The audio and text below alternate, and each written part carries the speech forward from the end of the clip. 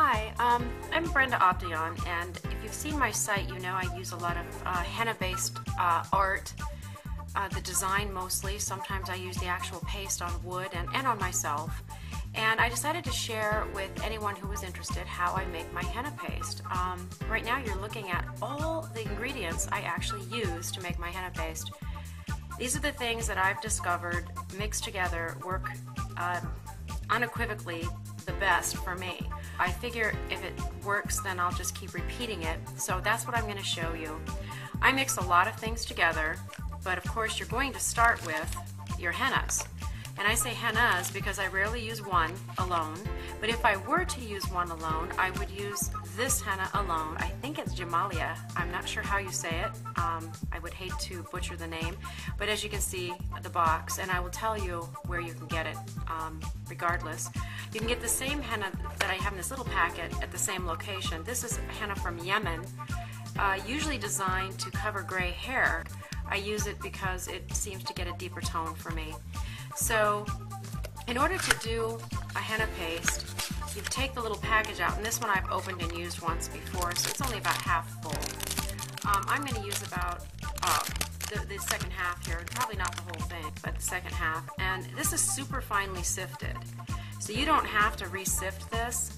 And sifting is important if you're trying to do super fine designs. If you want very intricate detail, one tiny little piece of leaf or stem left in the henna will stop that from happening. It will jam up your applicator. So this is super fine and it works perfectly. Again, same with this, and I'm going to put probably 3 dry tablespoons of that powder in there. Once I have these two powders together, I'm just going to take a minute and mix them together just to make sure that they kind of end up even. And then it's time to add your liquids, but there's 2 stages to that. You're going to add what we call the liquid witch's brew, and that brew consists of the mixture of things you use to create a dark henna tattoo. Well, what seems to work for you. I'm going to move the powder aside for a second. And I use coffee. And this is just a Pyrex liquid cup of coffee beans, just normal coffee beans. I make it very strong and good and hot, and I don't know if you can see the steam rising off of that, but it's pretty hot. The very next thing that I put in there are cinnamon sticks. So I put a couple of cinnamon sticks into the coffee, and we allow that to steep for at least a good 5 minutes so that it gets into that, gets the oil out of the cinnamon into the coffee. And black peppercorns, and I know you can probably see that's a lot, but I put that many in there. Again, it's the peppercorn oil I'm after in the coffee, and the coffee will steep that out. Once I have that in there, I add some cumin seed, and pretty much a little, like I guess a half a teaspoon of whole cumin seed. For anyone who's not familiar with cumin seed, this is the bottle. You can get it at any grocery store. I'll put a list on my website.